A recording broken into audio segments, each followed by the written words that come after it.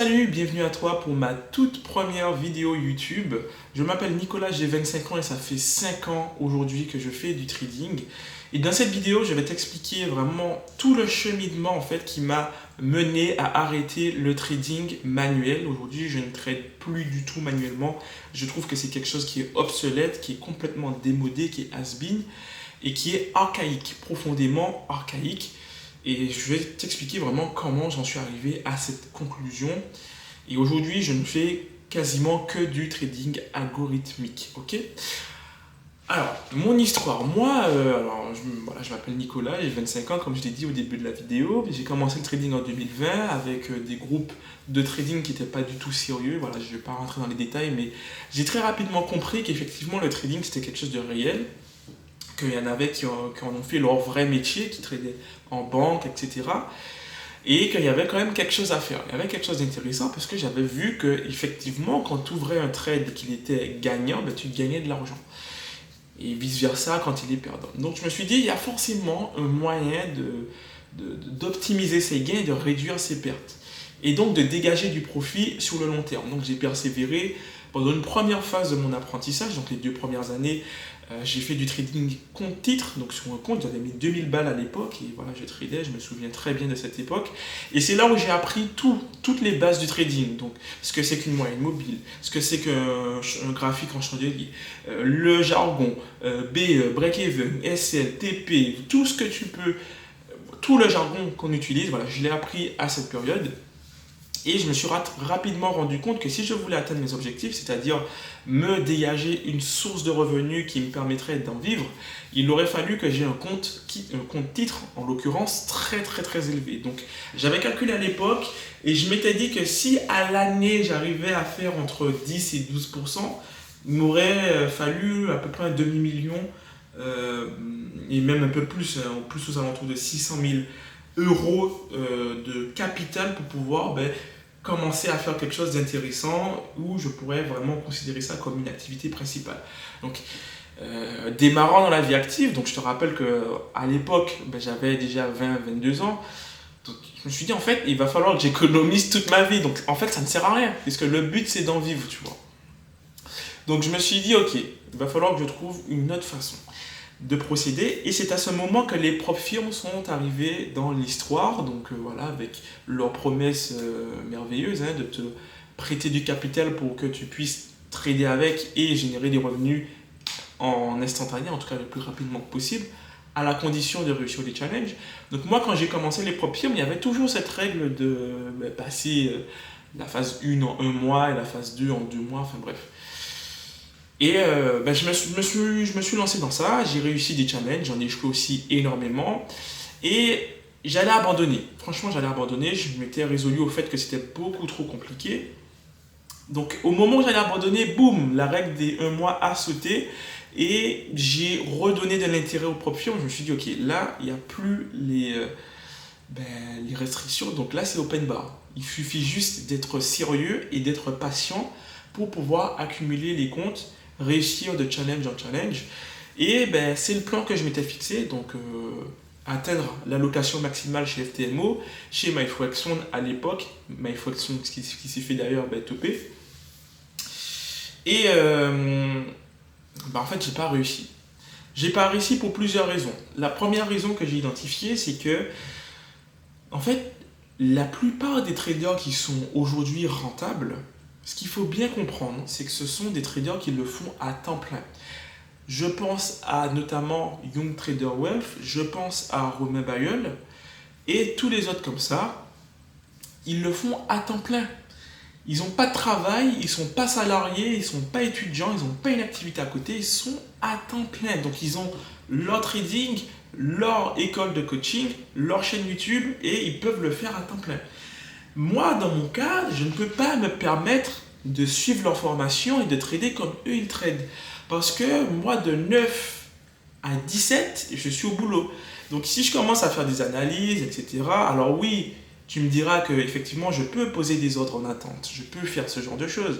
Il n'y a pas de problème. Je suis complètement d'accord. Mais ça reste quand même très compliqué de allier les deux. C'est-à-dire rentrer à la maison, faire des analyses, etc. Donc je me suis dit, ça c'est pas bon. Ça, c'est pas bon. Et surtout que si tu pouvais vraiment être rentable en procédant comme ça, ils l'auraient fait, ceux qui traitent comme ça. Or, dans leurs vidéos, on voit bien que, en fait, ils sont H24 sur leurs écrans. En fait, ils sont à temps plein dessus. Donc, je me suis dit, ok, c'est pas viable. C'est pas viable. Le trading, déjà, c'est trop compliqué. Donc, si t'es pas à temps plein dessus, tu vas pas y arriver. Et pour moi, il est hors de question de quitter mon travail pour pouvoir me lancer dans le trading en mode vas-y, je me lance maintenant et puis on va bien voir ce qui va se passer. Non, il était hors de question, je ne suis pas suicidaire. Le trading est bien trop difficile pour faire ce genre de choses. Et c'est à ce moment-là en fait que un pote, un très bon pote à moi, Gérald, si tu passes là, voilà, big up à toi. Un pote qui aussi fait du trading m'a parlé effectivement du trading algorithmique. Donc il m'a dit écoute Nico, moi je suis feignant. Je ne vais plus trader manuellement parce que ça me fait chier, parce que ça prend du temps, parce que je suis feignant. Je vais me lancer dans le codage d'un bot. Et à ce moment-là, je me suis dit mais putain, pas con.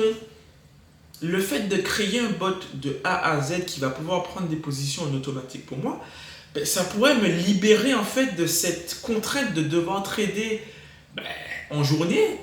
Ce serait le bot qui le ferait à ma place, qui va analyser en continu le marché et prendre des positions en fonction de ce que je lui ai dit de faire, en fonction des configurations que je lui ai demandé de détecter.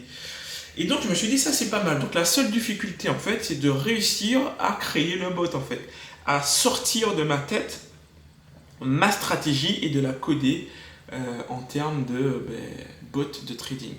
Et donc je me suis lancé dans le codage de bot. Alors au début ça n'a pas été facile effectivement, c'était même très compliqué, j'ai regardé des vidéos sur le sujet, etc. Mais la chance que j'ai c'est que mon métier c'est du développement logiciel. Je suis ingénieur développement logiciel, donc je sais coder. Et j'ai la logique algorithmique, je sais comment développer un logiciel. Donc ça m'a un peu aidé honnêtement, donc j'ai juste eu à prendre en main en fait la plateforme de développement sur MT4, MT5 maintenant. Et pour le reste, vu que c'est mon métier, je savais faire. Donc j'ai mis en place un bot qui trade à ma place. Alors je ne sais pas si je pourrais te montrer s'il a pris une position. Effectivement, alors là tu vois à l'écran, je ne sais pas si tu vois bien, mais là c'est une position que mon bot a pris tout seul. Et donc le but de cette chaîne en fait ça va être un petit peu de documenter cette expérience parce que visiblement le trading algorithmique ça n'a pas été tant démocratisé que ça. Pourtant je trouve que le trading manuel c'est quelque chose qui est archaïque.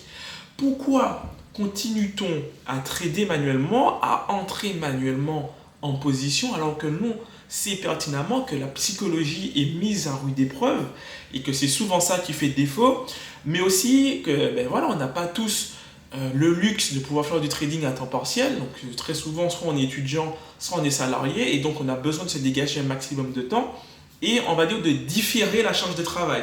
Et comme tu le sais très bien, le moment où on a le plus de temps, c'est le week-end, donc le samedi, le vendredi soir, samedi et dimanche. Mais c'est les moments où les marchés financiers sont fermés. Donc voilà, c'était ça l'enjeu, c'était de pouvoir travailler pendant ces plages horaires, dans ces plages horaires où je ne suis pas au boulot, et même le soir aussi, en rentrant du travail, et pouvoir profiter quand même des marchés financiers. Donc c'est à ce moment-là que je me suis dit que le trading algorithmique, c'est exactement ce qu'il me fallait.